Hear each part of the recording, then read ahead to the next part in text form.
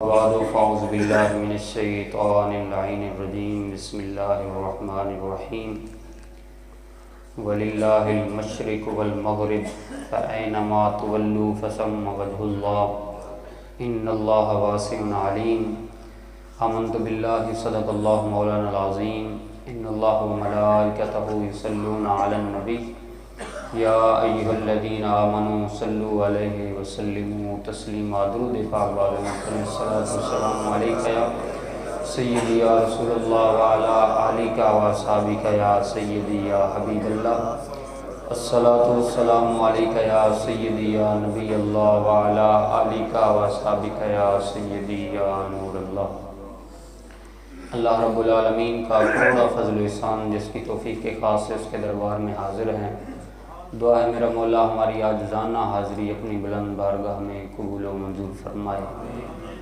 سورۃ البقرہ کی آیت نمبر 115 آج ہم نے پڑھنی ہے۔ دعا ہے رب ذوالجلال یہ سن کر سمجھ کر عمل کی توفیق نصیب فرمائے۔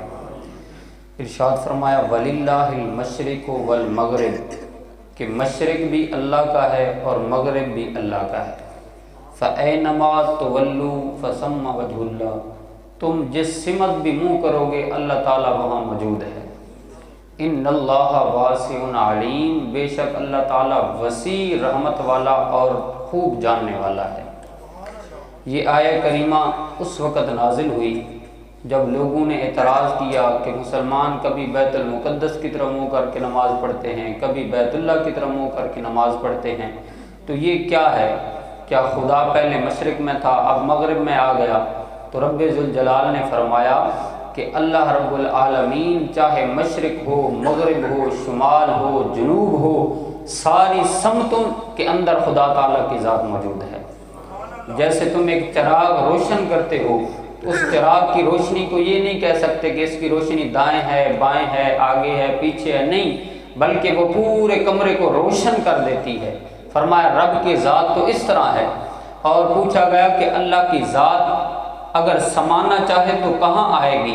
فرمایا اگر اللہ کی ذات سمانا چاہے تو پوری کائنات بھی اس کے سامنے چھوٹی ہے، لیکن اگر سمانا چاہے تو مومن کے دل کے اندر بھی سما سکتی ہے۔ یہ رب کی ذات ہے۔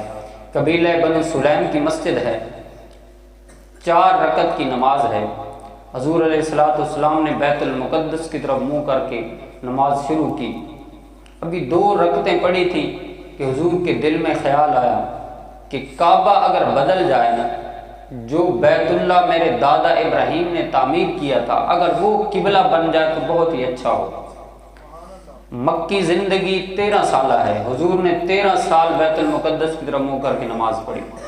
مدینے کے اندر تشریف لائے تو 17 مہینے بیت المقدس کی طرف منہ کر کے نماز پڑھتے رہے۔ لیکن آج حضور کے دل میں خیال آیا کہ اگر میرے دادا کا بنایا ہوا گھر بیت اللہ وہ قبلہ بن جائے تو بہت ہی اچھا ہوگا۔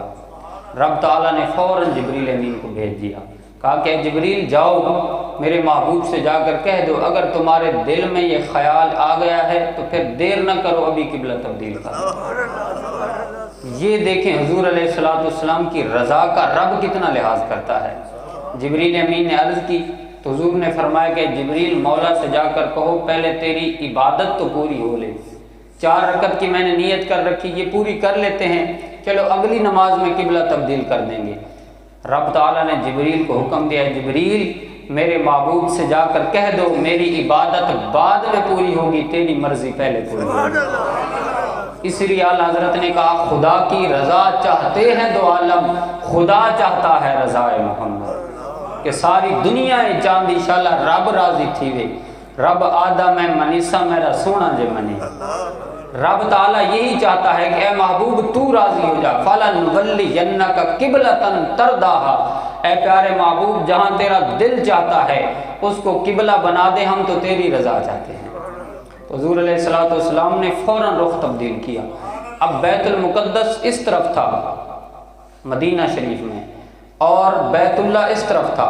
اب حضور اس طرف منہ کر کے نماز پڑھا رہے تھے، حضور صفیں چیرتے ہوئے واپس تشریف لائے اور ادھر آ کے حضور نے اس طرح منہ کیا اور کہا اللہ اکبر۔ اب پیچھے کھڑا ہونے والے کوئی میں جیسے یا آپ جیسے نہیں تھے، کوئی صدیق اکبر تھا تو کوئی فاروق اعظم تھا، کوئی عثمان غنی تھا تو کوئی مولا علی تھا، کوئی عمیر تھا تو کوئی جبیر تھا، میرے مصطفیٰ کے صحابہ تھے۔ ہم نے تو نماز کا وقت تبدیل کرنا ہو تو ایک دن پہلے بتانا پڑتا ہے کہ کل سے نماز فجر اتنے بجے ہوگی۔ جمعے کا وقت تبدیل کرنا ہو تو ایک ہفتہ پہلے بتانا پڑتا ہے کہ اگلا جمعہ اتنے بجے ادا کیا جائے گا۔ لیکن یہاں تو قبلہ تبدیل کرنا تھا، ایک نماز ہی پہلے بتا دیا جاتا۔ نہیں، میرے مصطفیٰ کے صحابہ کے ایمان کا امتحان تھا کہ ان کا ایمان کتنا پکا ہے، عشق مصطفیٰ ان کے اندر کتنا ہے۔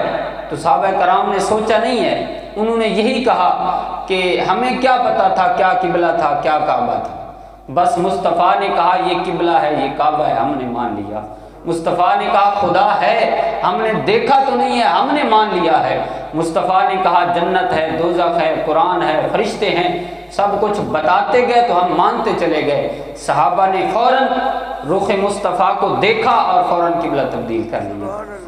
جیسے یہ سارا پروسیس ہو جاتا ہے اور مسلمان قبلہ تبدیل کر لیتے ہیں، بات باہر نکلتی ہے، تو یہودی جو تھے پہلے تو کہتے تھے کہ مسلمان ہمارا قبلہ استعمال کرتے ہیں، دین نیا لے کے آئے ہیں تو قبلہ بھی اپنا لے کر آئیں، کیونکہ بیت المقدس ہمارا قبلہ ہے، یہ ان کا دعویٰ تھا۔ اب وہ کہتے تھے کہ اب دیکھو پہلے ادھر منہ کر کے نماز پڑھتے تھے، اب ادھر شروع کر دی ہے، یعنی ہر بات پہ تانا زنی، ہر بات پہ اعتراض۔ تو رب ذوالجلال نے فرمایا محبوب ان بدبختوں سے کہہ دیجیے وَلِلَّهِ الْمَشْرِقُ وَالْمَغْرِبُ، کہ مشرق بھی اللہ کا ہے مغرب بھی اللہ کا ہے، بیت المقدس بھی اللہ کا ہے، بیت اللہ بھی اللہ کا ہے۔ اس لیے یہ تو نشانیاں ہیں۔